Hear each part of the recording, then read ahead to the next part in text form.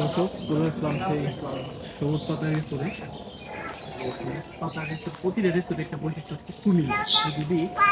যদি ভালো না থাকে, বড় না থাকে, তাহলে সাঁতার কেটে দেওয়ার কোনো মজা নেই। এই সুইমিংটা যথেষ্ট বড়, অন্যান্য রেস্তোর থেকে অনেকটাই বড়।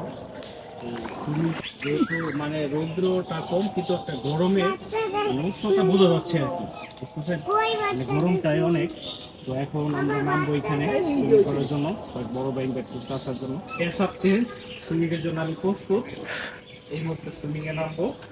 রৌদ্র অনেক উঠছে, বিশেষ করে রৌদ্রটা উঠলে এবং গরম হয়ে গেছে, সুইমিং করার জন্য মজা।